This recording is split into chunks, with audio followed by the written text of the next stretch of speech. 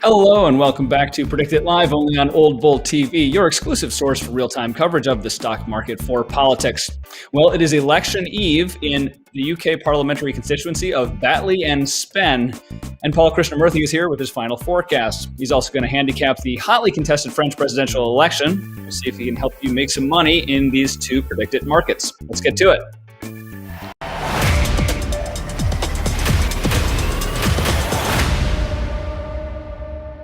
And welcome back, political traders. I am your host, Flip Pideaux. And of course, if you are new to PredictIt, we are setting up our viewers with free $25 to get you started trading. You just go to predictit.org/promo/oldbull25 to collect that deposit match. And if you're joining us live, please feel free to ask any questions in the YouTube chat window. Paul and I will try to answer as many as we can in real time on air. And if you're instead catching us on the replay, please feel free to reach out and say hello on Twitter, where we are Old Bull TV, and our DMs are open. Please also take just a moment to subscribe to the channel. And while you're doing that, let's meet today's guest. Regular viewers know him well. It's Paul Krishnamurthy. He is political betting consultant for Bet Online and Betfair. Paul, welcome back. Thanks for coming.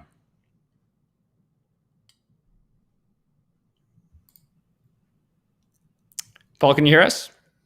Yeah, can you hear me? Thanks for having me back on. Can. There you are. Hi. Hi, welcome back. Well, let's jump right into it. Let's start with Batley and Spen, since we're in the final throes of this election, this by-election. You were with us about a month ago, one of our earlier episodes, to discuss this market. And since then, the conservatives, the favorites in this race, have jumped from, I think, mid-60s to about 80% to win tomorrow. So what's changed in the market, in this election, your thinking? How are you looking at this on the eve of the election itself? Well, I think when we started, I said that the mid-60s was an underestimate, and I think most people who were looking seriously at the market in the UK were saying that, and it's just been really quite predictable in that nothing has dented the Conservative poll lead nationally in that time. Labour continue to struggle, and then you've got the additional problem of the Workers' Party and George Galloway. So to explain, George Galloway is a ex-Labour Party member from many decades ago, old school socialist, has built a career as a critic of Western foreign policy, defending dictatorships, very controversial figure in UK politics. But what he's very good at is he targets areas where Labour have a large Muslim vote, and he weaponises issues that play well there, like Israel-Palestine, Kashmir, and the rest of the time he's on Russia Today as a anti-woke spokesman. And he's gone in, he's set up a new party, the Workers' Party, and it's been predictably chaotic. Candidates getting heckled. The Labour candidate, Kim Ledbetter, has been targeted by anti-LGBT activists. Really horrible campaign. And so far as the results are concerned, none of this affects the Conservatives whatsoever. Their vote in this constituency is rock solid, and those issues, those communal issues and those ideological issues, hurt Labour. So any share that George Galloway's got, and the one poll we had him on 6%, that's coming straight from Labour. So that poll had it as 47 Conservatives, 41 Labour, 6 Workers' Party. Everything I've heard, everything that's been reported suggests Labour are having an absolute disaster in the constituency. My feeling from the start was that they were overstated in their position in the seat because they had a really famous, popular actress as the candidate. So I think it's a very one-sided event, and I actually still think at 82% that's a buy, if anything. Yeah, what is there a counter argument here? From the way you lay it out, it sounds like this is a kind of a slam dunk buy, and it's obviously very short term in nature. This is 80 cents, even a penny or two under 80 cents. So that's a pretty nice, 25+% ROI in a single day for something that seems to have fairly low risk. Playing devil's advocate, what would be the justification here for either staying away or even plunking down a few dollars on Labour?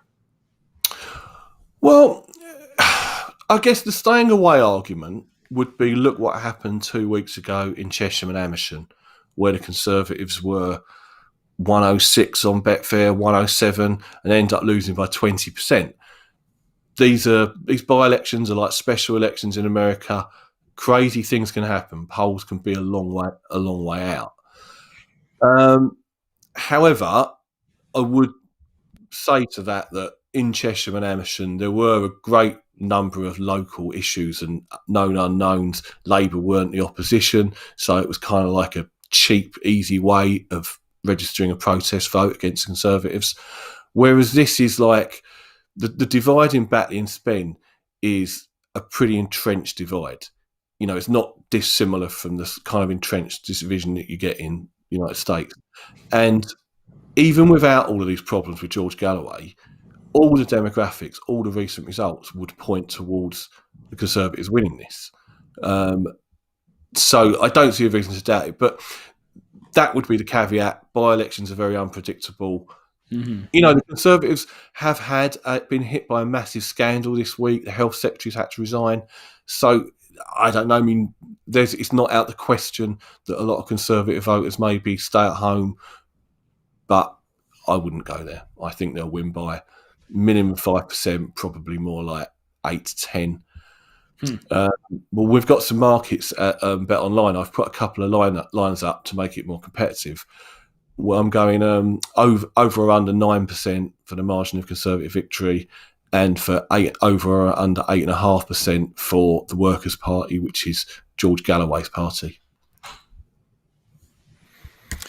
Interesting. So that seems to be where you would peg the likely margin here is 8-9%. Yeah. So if accurate, yeah, probably in the end not too close of an election. I guess as you were pointing out, it is really the risk here, or the possible argument for staying away, is simply, you know, there's scant polling. It's a by-election, like similar to special elections we have here in the U.S. And of course, maybe there's just sort of a recency bias here of the 2019 results, which were sort of flip-flopped, right, showing the Labour leading by a similar amount to the Conservative polling lead now, right, 6 or 7%. So maybe amid scant polling, it's just hard for people to get that comfortable with there being that, you know, black and white of a reversal of fortune of just 2 years out.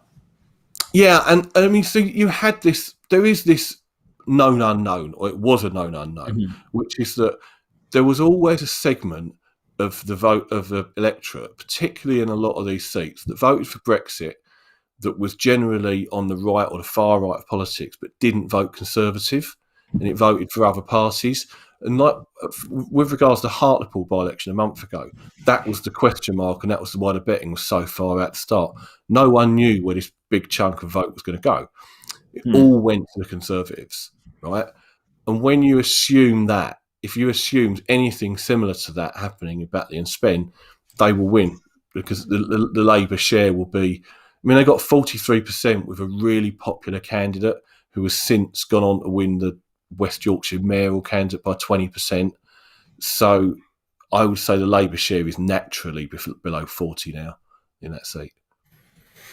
Okay, well, moral of the story here seems to be don't overthink this one. Perhaps if you're a little gun shy, you might want to stay away. 80 cents, 78 cents is a big chunk to lose if the polling here turns out to be unreliable. But if you do feel like taking a flyer again, that 25% return, even slightly more, 27, 28% return in one day, is pretty attractive. So if you buy Paul's reasoning here. And then one final point would be just in terms of that sort of settlement, not to say we'll necessarily get certified results and have the market close, but, you know, enabling people to get out at, say, 98, 99 cents, which you usually can do when an election is basically over but not formally called. How is the election reporting for by-elections like these within a single given parliamentary constituency? Can we expect to have a pretty good read on how this actually pans out by tomorrow night? Well, this is a really good question. Fundamental point for betting on by-elections. We don't count like the Americans do. We count all in one go. So what will happen is the polls will close at 10 p.m. tomorrow night. And then for the next 4 or 5 hours, candidates, their activists will descend on the town hall, and the media will be there, and everyone will be talking about how have we got on, this rumour's happening, that rumour's happening. And at that point, the betting can go all over the place because people are guessing. But when they announce the result, it's all given in as one by the returning officer. So it'll take, I'd guess, about 5 or 6 hours. That's generally the form. But if you're looking for clues regarding how the voting is going, I would say you're completely guessing and at the mercy of people on Twitter. Right. So polls close, you said, at 10 p.m. So that's here in the U.S. If you're on Eastern time, I want to say 5 p.m. Is that right? And so it sounds like you said 5 or 6 hours after that, we ought to get the numbers. So Eastern time, 10 or 11 p.m. And you might see some really wild fluctuations between those two endpoints, right? So between 5 in the evening on the East Coast and 10 or 11 as people are trying to sort of read the tea leaves. But then we should all of a sudden get all the finalized results all at once. That's right. Yeah. Excellent. Well, it's a good sort of field guide to playing this election. Appreciate your insights on this, as always, Paul. And the second one we wanted to discuss today is not quite as imminent, but a somewhat more headline-making contest, arguably, in that it's a national contest. It's for the presidency of France, the 2022 election. And this one is hotly contested. The pricing on it is a little bit more competitive. You got 3 candidates in the double digits, led by Emmanuel Macron, then Marine Le Pen. Give us your lowdown on this market, and it's still a little bit quiet, at least in terms of the volumes on PredictIt. But of course, that can sometimes be an opportunity to get in before traders have had a chance to sort of fully evaluate and digest the news and the polling and everything else. So, how would you be setting up if you're a trader just looking at this market now for the first time? Okay, so you've got a very strong favourite there, who is the incumbent, Emmanuel Macron, which we will get to. First thing I'll say is it's going to be a massive market, this. My prediction is this will be the biggest political betting market since Trump v Biden. This will really catch the imagination. And again, French elections have a history of very, very dramatic turns. So before we get into this run, I'm just going to explain the context of this, to how this works and how it went last time. So there are 2 rounds of voting. First round, there are dozens of candidates on the ballot, okay? And the top 2 then go through into a runoff a fortnight later, okay? So roughly 23-24% is needed to get in, generally, to get into the final, okay? But you've got main parties, you've got individuals who used to be in those parties running as independents, you've got populist candidates. It's a grand national, that first round. Now, 5 years ago, 2017,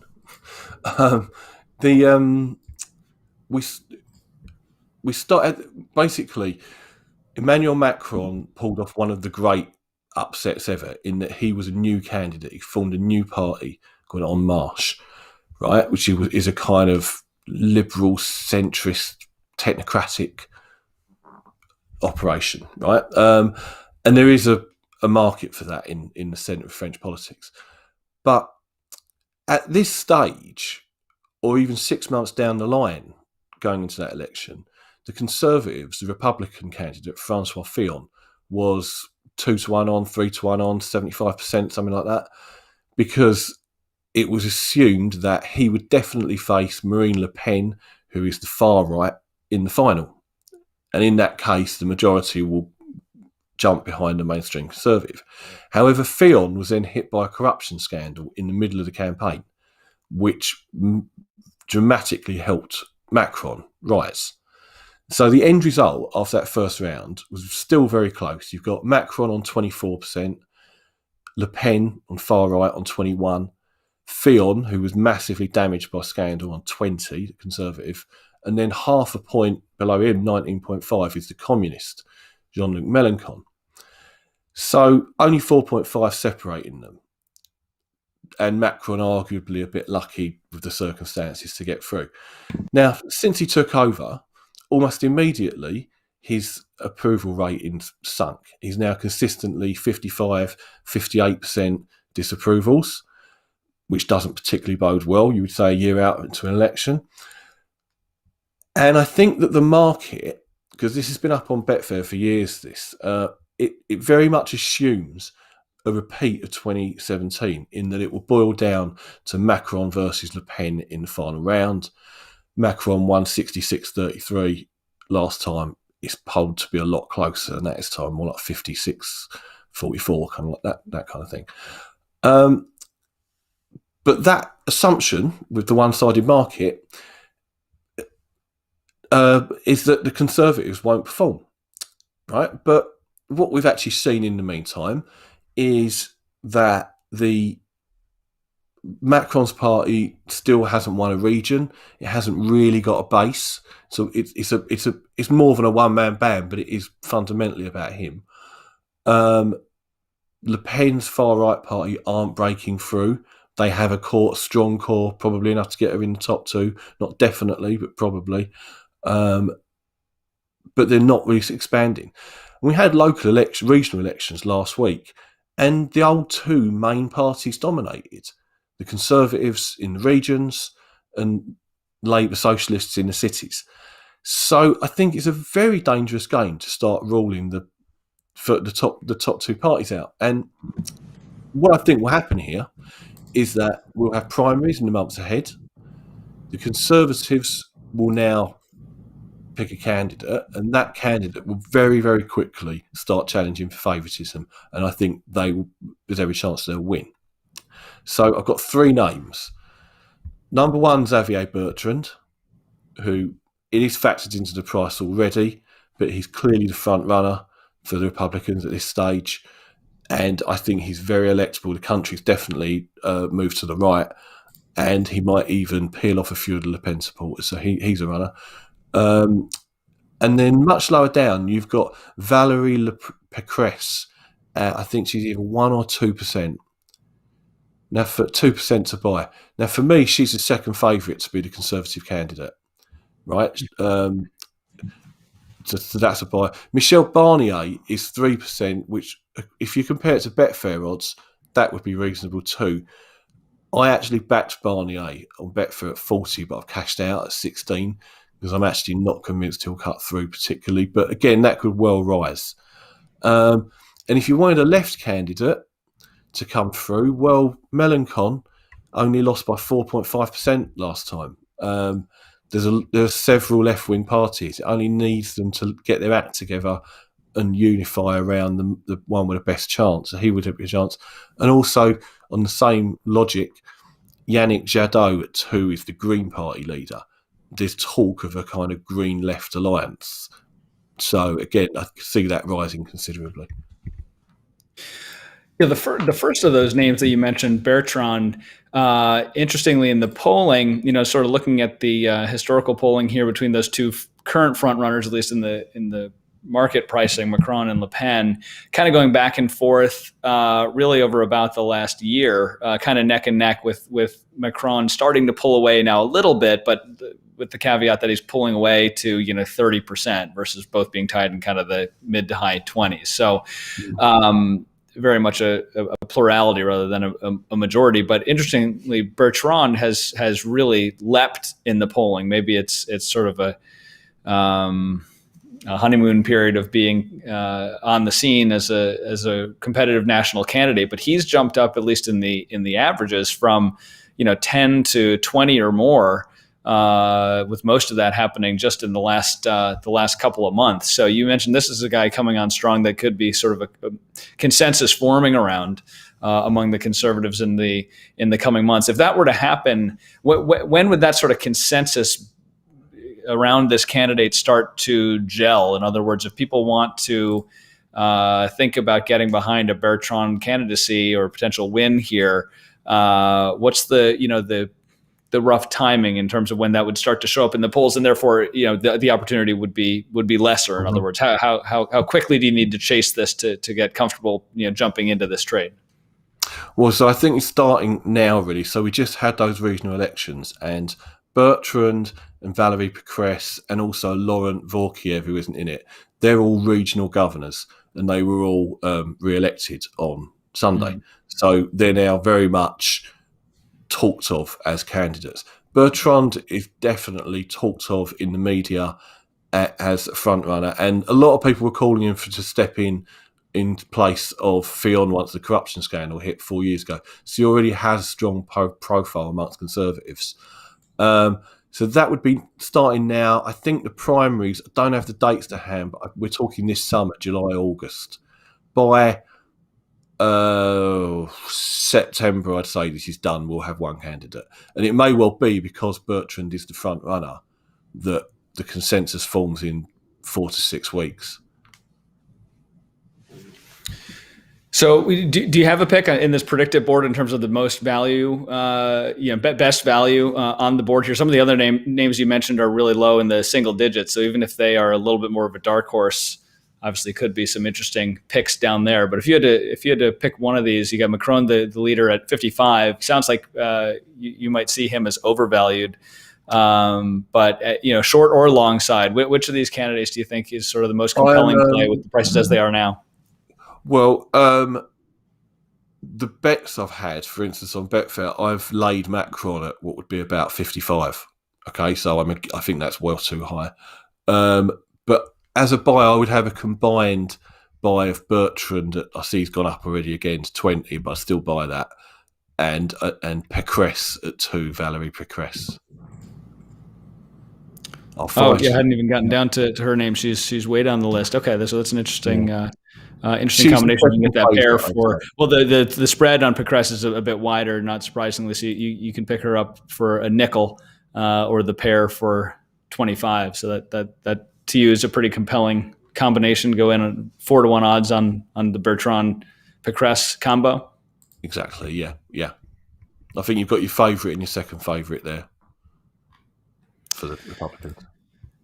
Excellent. Well, I think that gives folks a pretty good sense of how you would adopt Paul's analysis here on these two markets, one very short term, one slightly longer term. But in Paul's prediction, it's going to become one of the hottest markets really in the modern history of these markets, hottest since the, what did you say, was from the Trump-Biden. Trump Biden. So that's a high bar to meet. Obviously, we do have a quick question here from a viewer saying, do you have any Macron ask long shots that you can see winning the French election? I think that's sort of similar to what I just asked you. It sounded like Pécresse would be your best indicator on that. Would there be other sort of diamonds in the rough you might want to sift through here and look for value, even if it's not someone who's going to win, but someone who might show up in the polls and you can scoop up for a couple of pennies and maybe sell for a multiple of that? Well, the thing about French politics is you do have a lot of these maverick candidates, right? So there's a bit of money around on Betfair for Eric Zemmour, and he's about 40-1 on Betfair, and I think he's an independent, he's an essayist. It would be a populist candidacy. There are quite a few far right ones, but I can't see them taking much off Le Pen because she's so obvious. In a way, I'd say that Yannick Jadot is the one on the left. He's the Green Party leader. You know, the perennial story of French politics is the left are ridiculously split. You know, at any time, to take that result from 2017, if they'd have all just united around Mélenchon, they would have won it. And so if this time things are a bit different, the Greens are rising everywhere. They might well challenge seriously for the German election in the meantime. Might be get a head of steam around him.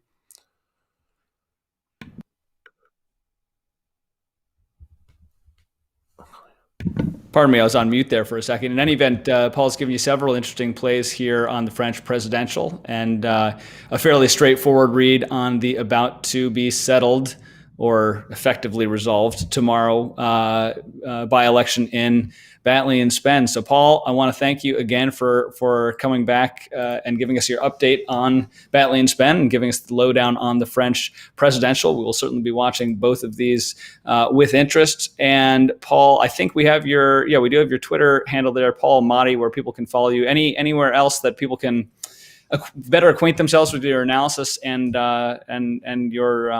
your picks on these and other political outcomes? On my website, which is politicalgambler.com. Excellent. Well, check that out, politicalgambler.com. Follow Paul at Paul Motti. Follow us at Old Bull TV. Thank you again, Paul, for joining us. Thank you, viewers, for joining us. We'll be back again at 1 p.m. Well, it's Wednesday. I don't know exactly which day, but subscribe to the channel while you're here. Click that bell notification, and you will be notified. New traders, don't forget to collect that $25 deposit match at predictit.org/promo/oldbull25. Connect with us on Twitter to let us know any markets you'd like to see us cover in the future. Any questions you have about picks you've seen today or nominations for future guests. Thank you again for watching. Happy trading, and we'll see you next time.